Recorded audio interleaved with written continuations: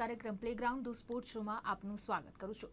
આ કાર્યક્રમમાં અમે આપને cricket, badminton, tennis, football, kho kho, kabaddi, athletics વગેરે દુનિયાભરમાં રમાતી અનેક રમતો વિશેની માહિતી આપીએ છીએ અને સાથે સાથે રોમાંચક અને સાહસિક રમતોની પણ વાત કરીએ છીએ. ત્યારે ખાસ કરીને સાહસિક રમતોમાં ખેલાડીના રમત પ્રત્યેના જનૂન અને ઉત્કંઠા પર જીત અને હારનો આધાર રહેતો હોય છે. થોડા દિવસ પહેલાં આપણે સ્કૂબા ડાઇવિંગની માહિતી આપણે મેળવી હતી. ત્યારે આજે અહીંયા એક કાર રેસરની સાથે મુલાકાત આપને અમે કરાવવાના છે. હિમાલયન કાર રેલી અને વર્લ્ડ કાર રેલીમાં ભાગ લઈ ભારતનું નામ રોશન કરનાર ગુજરાતના સુરેન્દ્રનગરના રહેવાસી ભરત દવેના સાહસિક સફરની વાત કરવાના છે. આ વાત કરીએ તે પહેલાં આપણે જોઈએ એક ખાસ અહેવાલ. ટ્રાવેલિંગ ઘણાનો શોખ હોઈ શકે, રેસમાં ભાગ લેવો એ કોઈના રસનો વિષય હોઈ શકે. આજે એક એવા ગુજરાતી વિશે વાત કરવી છે જેને આંતરરાષ્ટ્રીય ક્ષેત્રે નામના મેળવી છે. આ જાબાઝ કાર રેલિસ્ટનું નામ છે સુરેન્દ્રનગરના ભરતભાઈ દવે. ભૂતકાળમાં હિમાલયન કાર રેલી જેવી વિકટ પરિસ્થિતિઓવાળી રેલીમાં 5 વાર ભાગ લીધો છે. જ્યારે આંતરરાષ્ટ્રીય ક્ષેત્રે પણ મુશ્કેલ કાર રેલીમાં ભારતનું પ્રતિનિધિત્વ કરનાર ભરતભાઈ દવે એક નવું પરાક્રમ પાર પાડ્યું છે. 29 દિવસમાં ભારતના 29 રાજ્યોની મુલાકાત કરી ભરતભાઈ પરત ફર્યા છે. રોજના એકંદરે 500થી 600 કિલોમીટરનું ડ્રાઇવિંગ કરતા લગભગ 16,500 કિલોમીટરનું અંતર કાપી એક સંદેશ આપીને પરત ફરતા ભરતભાઈ રસ્તામાં, શહેરોમાં રાજ્યના મુખ્યમંત્રીઓને, મંત્રીઓને, પત્રકારોને, રમત જગતના માધાનતાઓને મળ્યા છે. ગુજરાતનો આ ભારતનો સંદેશ લોકો વચ્ચે પહોંચાડ્યો છે. પહાડી રસ્તાઓ હોય કે વરસતો વરસાદ હોય, ભરતભાઈ પોતાની અવિરત યાત્રા કરતા રહ્યા અને સમય પ્રમાણે જ રેલી પૂર્ણ કરી પરત આવ્યા છે.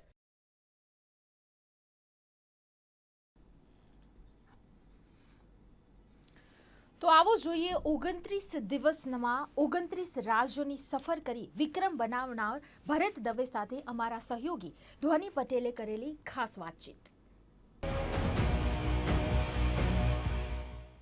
દર્શક મિત્રો, ખાસ કહેવાય છે ને કે ઈરાદાઓ મક્કમ હોય, મનનું મનોબળ જો મજબૂત હોય, સાહસમાં સંગીનતા હોય તો ઉંમર એકમાત્ર આંકડો બનીને રહી જતી હોય છે.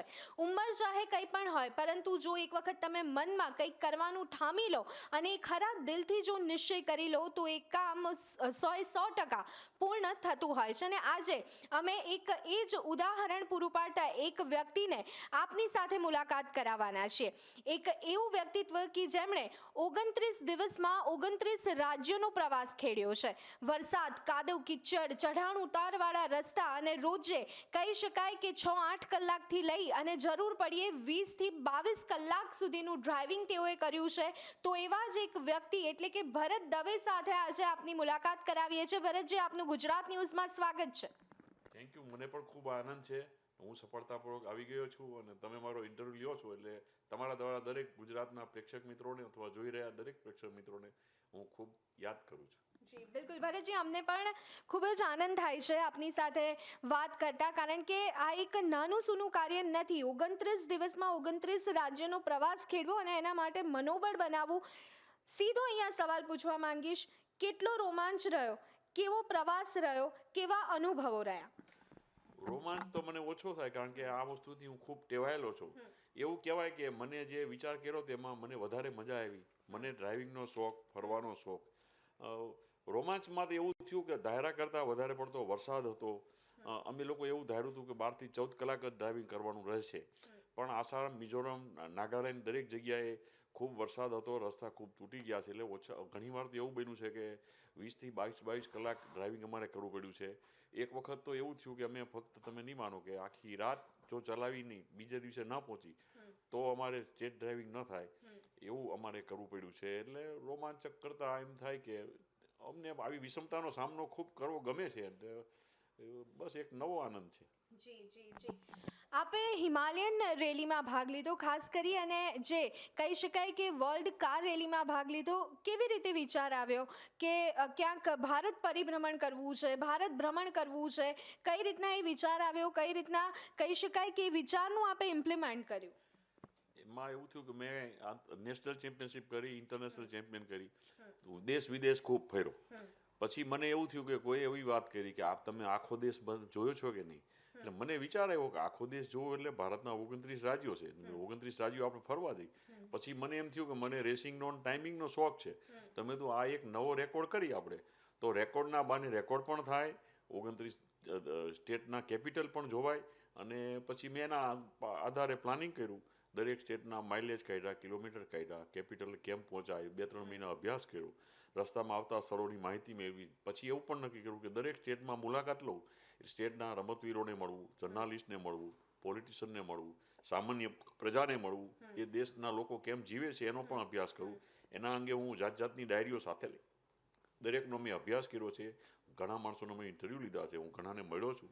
મને પણ જાણવા મળ્યું કે આપણો દેશ જુદી જુદી ભાષા, જુદી જુદી સંસ્કૃતિ, જુદો જુદો ખોરાક છતાં પણ એક ને અખંડ છે. એનો જોઈને મને ખૂબ આનંદ થયો.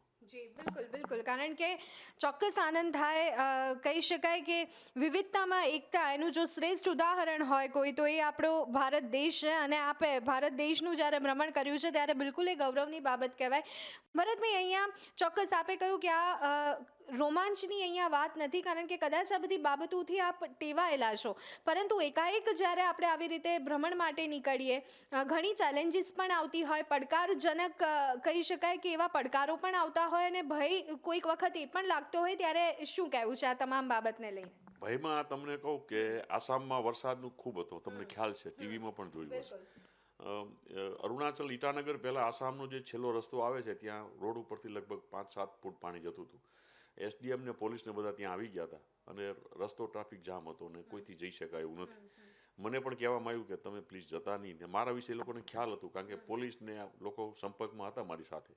પછી મેં જોયું કે 4-5 ફૂટ પાણી છે, એટલે મારી ગાડી ફોર્ડ એન્ડેવર છે એ 6-7 ફૂટથી નીકળી જાય એવી મેં તૈયાર બનાવેલી હતી. અને મને મારા ડ્રાઇવિંગનો ભરોસો હતો. એટલે મેં એસડીએમને રિક્વેસ્ટ કરી કે સાહેબ પ્લીઝ મને જવા દો, હું આ વસ્તુમાંથી ડ્રાઇવિંગ ચલાવવાનો હું નિષ્ણાત છું, કારણ કે મારે રાત પહેલાં ઈટાનગર અરુણાચલ પહોંચવાનું છે અને મારે રેકોર્ડ કરવાનો છે. એટલે સાહેબે મને વિનંતી ફરીથી કરી કે પ્લીઝ મને તમારું જોખમ લાગે છે. સાહેબ હું જોખમનો માણસ છું અને જોખમથી ટેવાયેલો છું, તમે ચિંતા ન કરો. અને તમને કહું કે હજારો માણસો સાઈડમાં ઊભા હતા અને મેં મારી ગાડી ત્યાં જે એક ઝડપથી કરીને ઓલા કહેવાય ને સર્કસમાં ઓલો જમ્પ લગાવે ને ગાડી ચલાવે, એવી રીતે મેં જે પાણીમાંથી ગાડી કાઢીને, ઘણા બધાએ તો એ વિડીયો કાઢ્યા પછી મને મોકલી પણ છે. અને મારે તો એ પાણીમાંથી માંડ ગાડી કાઢેલી મેં, એટલે પછી ઊભા રહેવાનો તો ચાન્સ નહોતો. પણ એ રોમાંચ મને તો થયો, પણ મારા કરતાં જે લોકોએ જોયો હોય એને વધારે થયો હશે. જી બિલકુલ બિલકુલ, ડેફિનેટલી એમના માટે પણ ઘણો કહી શકાય કે એમને પણ રોમાંચ થયો હશે. ભરતભાઈ, આપની પાસેથી એ જાણવું છે કે 29 દિવસમાં 29 રાજ્યનો પ્રવાસ, એટલે આખો એક કહી શકાય કે ટાઈમ બાઉન્ડ આ પ્રોગ્રામ કહેવાય. એટલે સમય પણ સાચવવો પડે, અમુક ચોક્કસ કિલોમીટરનું અંતર પણ કાપવું પડે, અમુક યોગ્ય મેનેજમેન્ટ પણ કરવું પડે. કઈ રીતના શક્ય બનતું હતું બધું? શક્ય એવું હતું કે અમારા ટાઈમિંગ સાથે ગાડી ચલાવી એનો તો વર્ષોથી અનુભવ છે, એટલે એનો અમને વાંધો નહોતો. પણ રસ્તાની કન્ડિશનને હિસાબે અમારે જે ટાઈમ આગો પાછો થતો હતો, ઇવન તમને ત્યાં સુધી પણ કહું કે જમવાના ટાઈમે અમે નાસ્તો કરતા, નાસ્તાના ટાઈમે જમતા. અને ઘણીવાર તો આખો દિવસ એવું પણ બન્યું છે કે અમે કાંઈ પણ ન ખાધું હોય, પાણી ઉપર જ રહ્યા હોય એવું પણ બન્યું હોય. કોક વાર એવું બન્યું હોય કે એક સફરજન ખાધું ને આખો દિવસ ગયા. કોક વખત એવું પણ બન્યું, કારણ કે અમે જનરલી છે ને જંક ફૂડ ક્યાંય ખાતા નથી. લોકલ ફૂડ જ્યાં બી મળે એ ખાધું છે મેં. હું પ્યોર વેજીટેરિયન છું, પણ વેજીટેરિયન ફૂડ બધે મળી જાય. અને સાઉથમાં અને આસામમાં તમે નહીં માનો કે રાઈસ મળે, તો અમે તો ખાલી રાઈસ પણ ખાલી ખાધા છે. ભરતભાઈ, જે રીતે આપનો નેચર રહ્યો છે, 29 દિવસમાં 29 રાજ્યોનો પ્રવાસ, એટલે ડેફિનેટલી આપની લોકો, ત્યાંના સ્થાનિક લોકો, જે તે રાજ્યના સ્થાનિક લોકો સાથે પણ આપની મુલાકાત થઈ હશે. કેટલા સપોર્ટિવ લોકો રહ્યા હતા? અને જ્યારે તમારે કોઈની સાથે વાત થાય અને તમારા તરફથી રજૂઆત હોય કે તમે આ રીતે આખા ભારત ભ્રમણ પર નીકળ્યા છો, કેવા રિએક્શન લોકોના જોવા મળતા હતા? જે એજ્યુકેટેડ પીપલ્સમાંથી અમે જ્યારે નીકળતા તો એ લોકો ગાડીમાં જે લખેલું હોય એ જોઈને અમારા સબ્જેક્ટ વિશે વાત કરવા આવે. હોટલે અમે બેઠા હોય તો અમને પૂછે, તમારા વિશે પૂછે, ડિટેલ પૂછે. ચાલુ ગાડીમાં પણ એવું બનતું કે ગાડીમાં લખેલું હોય જે વિશે, તો આગળ જઈને લોકો ઊભા રહે, અમે એના ઇન્ટરવ્યૂ કર્યા, એ લોકોએ અમારા ઇન્ટરવ્યૂ કર્યા. એથી આગળ હોટલમાં અમે ઊભા રહી તો અમે એમ કહીએ કે પ્યોર વેજીટેરિયન છીએ, તો એ લોકો અમારી સાથે કોઓપરેટ થવા પ્રયત્ન કરે કે સાહેબ આપકો ખાલી રાઈસ ચલેગા, એસા કર દઉં, થોડા દાલ ફ્રાય બના દઉં. ઇવન હોટલવાળા પણ અમને અનુરૂપ થવા ખૂબ પ્રયત્ન કરે. એટલે લોકોમાં એક ઉત્સાહ દેખાયો. નવું તો મેં એ જોવા મળ્યું કે લોકો ત્યાં પ્રમાણમાં બહુ આબાદી નથી, પણ લોકોના મુખમાં એક સંતોષની લાગણી દેખાય છે. એટલે લોકો પ્રમાણમાં બધે સંતોષી છે એવું મને દેખાય છે. જી બિલકુલ. અહીંયા બીજી એક વાત કે આપે ઝારખંડ, આસામ, ત્રિપુરા, મેઘાલય ઘણા બધા રાજ્યોમાંથી પણ આપે પ્રવાસ કર્યો. ઘણો કહી શકાય કે પહાડી રસ્તો પણ આપે કાપવો પડ્યો હશે, વરસાદ જોવા મળતો હતો. ત્યારે ખાસ કરી અને એ રોમાંચ કેવો હતો? કોઈ એવો અનુભવ, કોઈ એવો એક્સપિરિયન્સ ખાસ કરી અને જ્યારે આ સ્ટેટ્સમાંથી આપ પસાર થઈ રહ્યા હતા કે જે આજે આપ અમારા વ્યુઅર્સ સાથે શેર કરવા માંગતા હોય? પહાડીમાં રસ્તો વધારે હોય ત્યારે જનરલી આસામ ને મિઝોરમમાં તો વરસાદની સાથે ધુમ્મસ પણ વધુ હોય, જેને ફોગ કહેવામાં આવે. એટલે મેં મારી ગાડીમાં મને આ બધો ખ્યાલ હતો એટલે સ્પેશિયલ ટાઈપની ફોગ લેમ્પ ફિટ કરેલા હતા. એટલે ફોગ લેમ્પ એટલે જે યલો ટાઈપ ફોગ લેમ્પ હોય ને એમાંથી ગોળ ચપટું દેખાય. એ ટપકામાંથી જેટલું દેખાય 2 ફૂટમાં એટલામાંથી તમારે રોડ કન્ફર્મ કરવો પડે કે મારે ગાડી ક્યાં ચલાવી. એટલે તમે વિચાર કરી શકો, હિલનું ડ્રાઇવિંગ છે, ખાડા ખડિયાવાળા રસ્તા છે, કાચા રસ્તા છે. ધીમે ચલાવી તો ખાડામાંથી ગાડી ન નીકળે, ઝડપથી ચલાવી તો ગાડી કૂદી જાય. એટલે એવા સંજોગોમાં મારો અનુભવ ઘણો હતો. એટલે આમાં મારો અનુભવ પણ મને કામ લાગ્યો. અને મારી 4x4 જે ગાડી છે એ પ્રમાણમાં એ પણ મજબૂત છે. એટલે મને કંઈ ખાસ વાંધો ન આવ્યો, મને તો મજા આવી. જી જી, મજા આવી. બિલકુલ કહી શકાય ને કે આજે આનંદ અત્યારે આ ભરતભાઈના ચહેરા પર જોઈ રહ્યા છે, ખુશી જોઈ રહ્યા છો. ખૂબ જ સહજતાથી તેઓ કહી રહ્યા છે કે મને મજા આવી.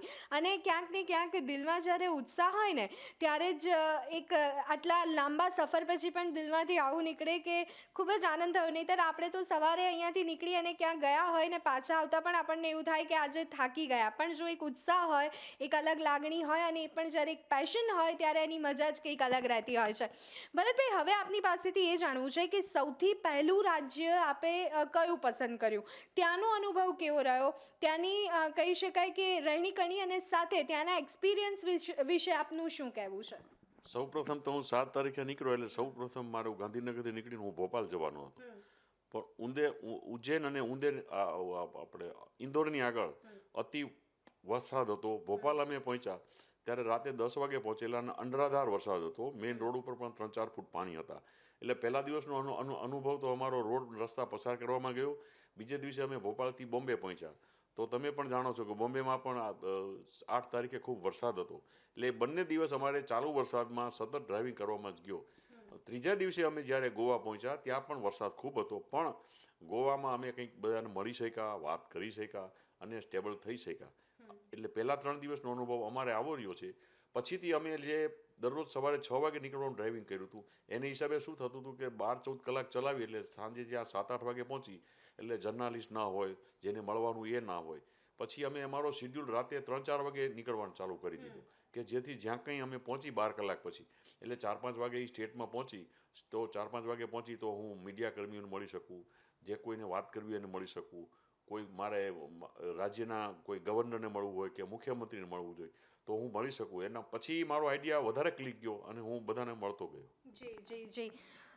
કોઈ પણ રાજ્યના મહાનુભાવોને મળવાની આપણે વાત કરી ત્યારે આપ પાસેથી એ જાણીએ કે કેટલા અને કયા રાજ્યના મહાનુભાવોને મળવાનો આપ મળ્યા અને સાથે જે રીતે આપે કહ્યું અને ડેફિનેટલી કહી શકાય કે એટલું સરળ કાર્ય નથી. ત્યારે પ્રેસ, મીડિયા એ લોકોનો પ્રતિસાદ કેવો રહ્યો? એ લોકોના રિએક્શન શું હતા જ્યારે આપનું મળવાનું થતું હતું? તે લોકોનું કહેવું શું હતું?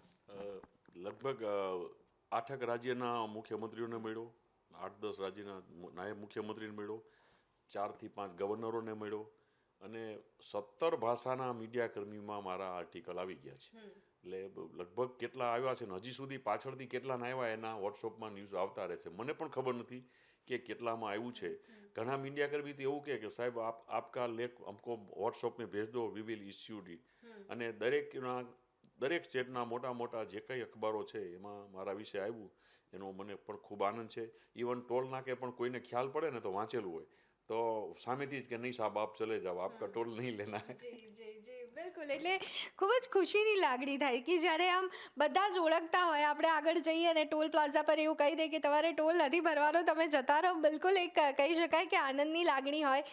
ભરતજી, હવે અહીંયા બીજી એક વાત કરીએ તો હિમાલયન કાર રેલી અને ભારત ભ્રમણ, આ બંને વચ્ચેનો ડિફરન્સ જો ભરતભાઈના મોઢેથી સાંભળવો હોય તો એ શું હોઈ શકે? એક વાત તો કહું કે મેં, તમે નહીં માનો, આ ભારત ભ્રમણ છે ને મેં હિમાલય રેલીની જેમ ટાઈમ ટુ ટાઈમ જ બનાવ્યું છે.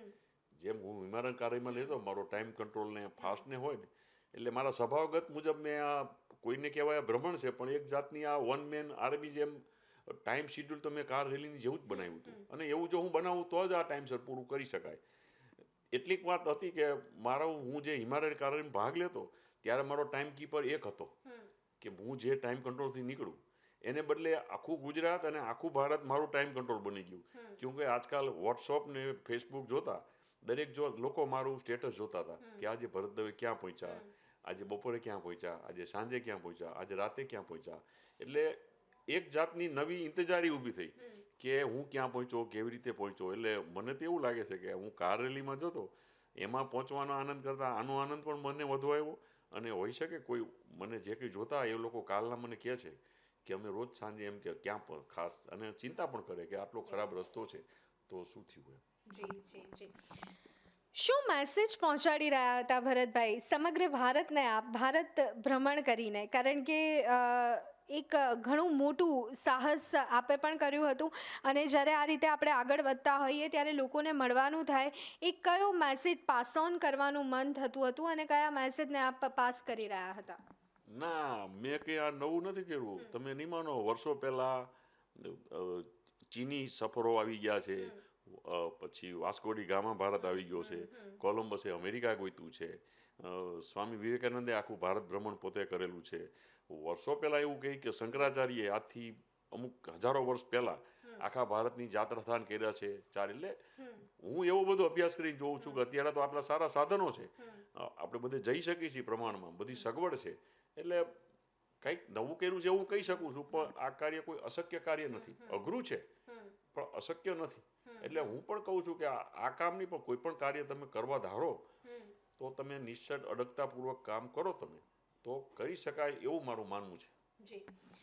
કોઈ એક મેસેજ પાસ ઓન થયો હતો ભરતભાઈ કોઈને, કોઈ એક વાત કે તમે એવું વિચાર્યું હોય જતા પહેલા કે ના આ વાત હું મળીશ એટલા લોકોને કહીશ ભારત વિશેની, અથવા કંઈ પણ વાત? ના, એવું તો ખાસ તો કંઈ નહીં શકું, પણ બને ત્યાં સુધી તમે એમ કે તમે જે કંઈ જાણકારી હોય ને એ સબ્જેક્ટમાં ભાગ લ્યો. બધા ઝાઝા સબ્જેક્ટમાં ભાગ ન લ્યો. તમે 10 જગ્યાએ 10 ફૂટ કરો ને તો પાણી ન નીકળે, પણ એક જગ્યાએ 100 ફૂટ પાણી ખોદો તો પાણી નીકળે. એટલે બને ત્યાં સુધી તમે સબ્જેક્ટ લિમિટેડ રાખો ને એમાં મહેનત કરો તો સફળતા વધુ મળે. બિલકુલ બિલકુલ. ડે ટુ ડે લાઈફમાં પણ આપણે જો રૂટીન બરાબર જાળવી રાખવું હોય તો કહી શકાય કે ફિઝિકલ ફિટનેસ હોવી એ ખૂબ જ જરૂરી બની જાય છે. ત્યારે ફિઝિકલ ફિટનેસ કેટલી જરૂરી લાગી આપને, અને સાથે જ ક્યાંય બેકડાઉન થયા હોય એવો અનુભવ થયો, અથવા તો ક્યાંક શિડ્યુલ આડું અવડું થયું હોય એવો કોઈ અનુભવ અહીંયા શેર કરવા માંગશો કે કેમ? ફિઝિકલ ફિટનેસ તો થોડી ઘણી તો દરેકને વાતાવરણની અસર થાય, બધું થાય છે, પણ એના માટે ક્યોર કરવા હું એક જમવામાં ખાવા પીવામાં ખૂબ ધ્યાન રાખું છું કે ખૂબ ચુસ્ત રહું છું. મેં હજી સુધી કોઈ દિવસ એમ કે વધારે આજ ખવાઈ ગયું એવું બન્યું નથી. ત્રીજી વાત, હું મતલબ કામથી કામ જ કરવામાં માનું છું. મારું મગજ કામથી કામમાં જ હોય, અને ઘરે પણ હું નવરો હોઉં તો કાં રીડિંગ કરતો હોઉં, કાંઈક લખતો હોઉં. એટલે હું છુલ્લક વાતોમાં મારો ટાઈમ નથી બગાડતો. બોડી ફિટનેસ તો હું તો પહેલું કહું છું કે દરેકે શરીર સુખ પોતાનું સારું હોય. જો શરીર સારું હશે તો વિચાર સારા આવશે, વિચાર સારા હશે તો કામ સારું થશે, કામ સારું થશે તો તમને નામના મળશે, નામના મળશે તો તમને મજા આવશે, તમને મજા આવશે તો ગામને મજા આવશે, ગામને મજા આવશે તો સૌને મજા આવશે. જી બિલકુલ બિલકુલ બિલકુલ. ભરતભાઈ, અને હવે લાસ્ટમાં આપ GTPL ગુજરાત ન્યૂઝના માધ્યમથી વ્યુઅર્સને શું કહેવા માંગશો? કોઈ એક ખાસ મેસેજ, કોઈ એક ખાસ સંદેશ? સંદેશ તો એવું કહેવા માગું છું કે તમને જે કોઈ કામ આવડતું હોય, ઘણાને તમે સંગીત આવડતું હોય, નૃત્ય આવડતું હોય, પેઇન્ટિંગ આવડતું હોય, વોલીબોલ રમતા હોય, બાસ્કેટબોલ રમતા હોય, બેડમિન્ટન રમતા હોય કે ચેસ રમતા હોય, તમે કાંઈ પણ જે શીખો, દરેક માણસને બધું આવડતું જ હોય છે, પણ એમાં વધારે આગળ વધવા પ્રયત્ન નથી કરતા. એટલે એમાં તમે આગળ વધવા પ્રયત્ન કરો, તમને ખૂબ મજા આવશે ને. આ સ્પોર્ટ્સ કે ગેમ કે હોબીથી માધ્યમથી તમને જે મિત્રો મળે, જે સર્કલ મળે, એ પોઝિટિવ એટીટ્યૂડ મળે, અને તમારી તબિયતની પાછી આવી પોઝિટિવ એટીટ્યૂડથી તમે જીવો ને તો એના આધારે પણ તમારું શરીર સ્વાસ્થ્ય સારું રહે છે એવું મારું પણ માનવું છે. અને લોકોનું પણ કહેવું છે. તો દર્શક મિત્રો, આ મુલાકાત હતી ભરતભાઈ દવે સાથેની કે ખાસ આપણે જોયું કે તેઓએ 29 દિવસમાં 29 રાજ્યનો પ્રવાસ ખેડ્યો છે.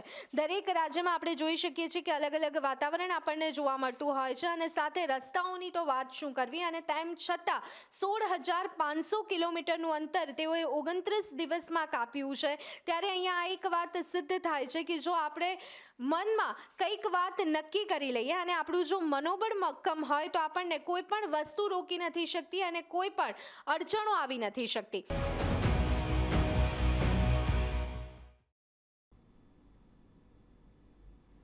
કહેવાય છે કે દરેક સફળ પુરુષની પાછળ એક નારી હોય છે. 67 વર્ષીય ભરતભાઈના આવા સાહસિક સફરને સહકાર આપનાર તેમના પત્ની શું માને છે, આવો જાણીએ.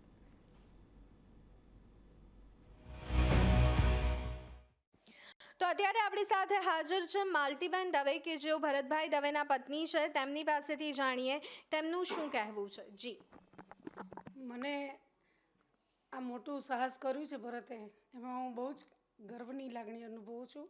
સિન્સ 85થી ભરતને આ નવા સાહસો કરવાનો, એમ કે એને મનમાં કંઈક નવું કરવું.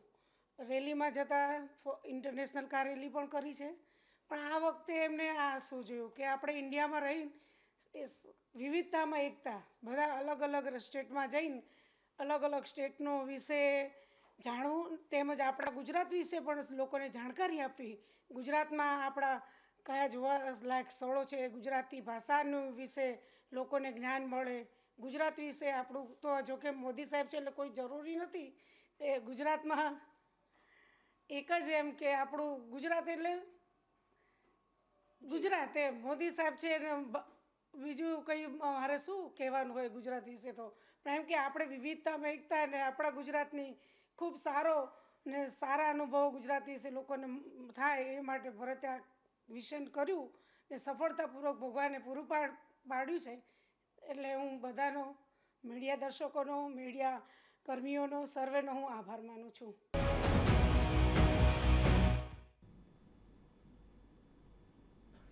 તો આ હતી એક વાતચીત 29 દિવસમાં 29 રાજ્યોની સફર ખેડનાર ભરત દવે સાથેની.